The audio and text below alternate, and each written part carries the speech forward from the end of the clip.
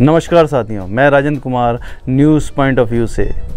आज हम बात करेंगे रानी कमलापति रेलवे स्टेशन भोपाल की, जो पहले हबीबगंज रेलवे स्टेशन के नाम से जाना जाता था। 1 मार्च 2017 को PPP मॉडल यानी पब्लिक प्राइवेट पार्टनरशिप के अंतर्गत बंसल समूह को सौंपा गया। इसके अंतर्गत बंसल समूह 8 साल तक स्टेशन का रखरखाव और संचालन करेगा। बंसल समूह हबीबगंज रेलवे स्टेशन के फूड स्टॉल्स, रिटायरिंग रूम, बिजली, प्लेटफॉर्म रखरखाव, पार्किंग जैसी सुविधा का ख्याल रखेंगे। बंसल समूह सिग्नलिंग, टिकटिंग, पार्सल एवं ट्रेन आवाजाही के जिम्मेदारी से मुक्त होंगे। बेशकीमती स्टेशन परिसर की ज़मीन भी सरकार ने बंसल समूह को वाणिज्यिक रूप से विकास हेतु दी है। इसको 4 वाणिज्यिक भूमि पार्सल के रूप में दिया गया है। ये ज़मीन लगभग 4 एकड़ है, 17,000 स्क्वायर मीटर। इसमें बंसल समूह पहले चरण में 2 शॉपिंग कॉम्प्लेक्स बनाएगा। उसके बाद दूसरे चरण में 5 सितारा होटल बनाने की कवायद है। एक मल्टी स्पेशलिटी हॉस्पिटल भी बनाया जा रहा है। साथ ही साथ एक बजट होटल का निर्माण भी किया जा रहा है। बंसल समूह ने स्टेशन के विकास के लिए 100 करोड़ रुपए खर्च किए हैं। साथ ही साथ वाणिज्यिक स्रोतों के विकास और निर्माण के लिए 350 करोड़ रुपए खर्च किया जा रहा है।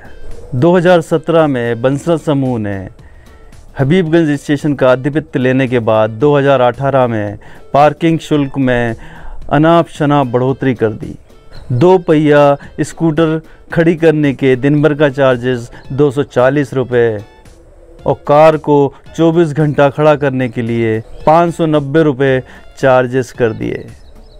ये बहुत ज़्यादा थे।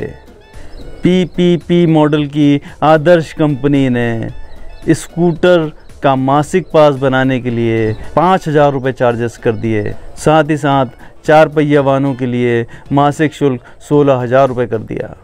जब जागरूक जनता और संस्थानों द्वारा पार्किंग शुल्क में बढ़ोतरी का विरोध होने लगा और रेलवे में शिकायत आने लगी, तो रेलवे ने सार्वजनिक निजी भागीदारी के तहत बंसल समूह से पार्किंग शुल्क कम करने को कहा, लेकिन बंसल समूह ने साफ मना कर दिया। लेकिन जनता के भारी दबाव के चलते बंसल समूह ने कुछ रियायत दी।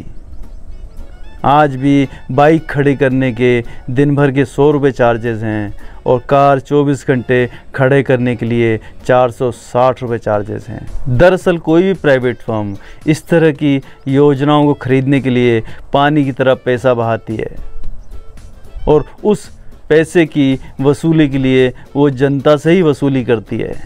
लेकिन ये याद रखना चाहिए कि रेलवे स्टेशन कोई एयरपोर्ट नहीं है, कोई 5 स्टार होटल नहीं है।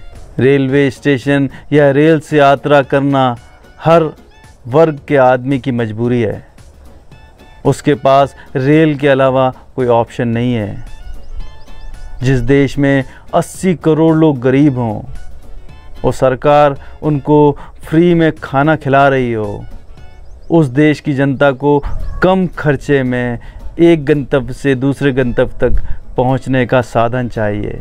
ये सरकार और ये प्राइवेट फर्म जितनी जल्दी समझ सकें उतना ही अच्छा है। अतिरिक्त सुविधाओं का आनंद तो वो तब ले पाएगा जब जेब में पैसा हो। सरकार ने स्टेशन के रख रखाव के साथ साथ बंसल समूह को 4 लैंड पार्सल भी दिए हैं। उसमें बनाइए ना कॉमर्शियल कॉम्प्लेक्स, दुकानें बेचिए, ऑफिस बेचिए, अस्पताल बनाइए, अस्पताल में कमाइए, 5 स्टार होटल बनाइए, बजट होटल बनाइए, उसमें लाभ कमाइए। ये प्लेटफॉर्म टिकट का शुल्क बढ़ाने या पार्किंग शुल्क बढ़ाने का कोई औचित्य ही नहीं है। सूत्रों के अनुसार बंसल समूह को जो ज़मीन दी गई है वो कलेक्ट्रेट रेट पर दी गई है। कोई निश्चित राजस्व मॉडल उपलब्ध नहीं है। IRCTC को बिना कोई निवेश के एक निश्चित कमीशन प्राइवेट फर्म द्वारा दिया जाएगा। Rani Kamlapati railway station PPP model के तहत संचालित होने वाला पहला रेलवे स्टेशन है। आने वाले दिनों, महीनों और सालों में ही PPP मॉडल की उपयोगिता साबित हो सकेगी। अभी हमारा कमलापति रेलवे स्टेशन जाना हुआ शॉपिंग कॉम्प्लेक्स करीब करीब बन चुका है। बहुत बड़ा पार्किंग एरिया है, बहुत सारे फूड स्टॉल्स हैं। हम जब रानी कमलापति रेलवे स्टेशन में एंटर हुए तो वहाँ पर सिक्योरिटी के लिए कोई भी सिक्योरिटी पर्सन नहीं था। मशीन चल नहीं रही थी, ख़राब पड़ी थी या कोई ऑपरेट करने वाला नहीं था, ये हमें नहीं मालूम। एक बहुत बड़ा लाउंज है, उसमें LED स्क्रीन्स लगी हुई हैं, एस्केलेटर लगे हुए हैं। सबसे पहले आपको सेकंड फ्लोर पे जाना होता है। वहाँ एस्केलेटर से हम सेकंड फ्लोर पे पहुँचे। जो भी आदमी किसी भी ट्रेन से सफ़र करना चाहता है उसको सेकंड फ्लोर पे आना पड़ेगा। यहाँ पर बहुत बड़ा एक वेटिंग लाउंज है जहाँ काफ़ी लोग बैठ सकते हैं। बहुत सारे फूड स्टॉल लगे हुए हैं। वहीं से आपको सारे प्लेटफॉर्म के लिए नीचे जाना पड़ेगा ट्रेन पकड़ने के लिए। जब हम वहाँ घूम रहे थे तो हमें कुछ साफ़ सफाई रख रखाव में ढिलाई दिखी। फर्श अच्छे से साफ़ नहीं था, सीढ़ियाँ अच्छे से साफ़ नहीं थीं, व्हील चेयर धूल खा रही थी, कचरा फैला हुआ था, बाथरूम गंदे थे, या ये कहें कि बाथरूम का रखरखाव ठीक नहीं था। हम ये समझते हैं कि रेलवे स्टेशन में कई तरह के लोग आते हैं, हमेशा साफ़ सफाई रखना मुश्किल है। ये जनता की भी जिम्मेदारी है कि वो अपने स्टेशन को साफ़ रखे, स्वच्छ रखे। लेकिन कहीं ना कहीं कमी प्राइवेट फर्म की भी हो सकती है जिसके पास रख रखाव का कॉन्ट्रैक्ट है। यात्रियों में कोई बहुत ज़्यादा उत्साह नहीं दिख रहा था, फूड स्टॉल खाली पड़े थे।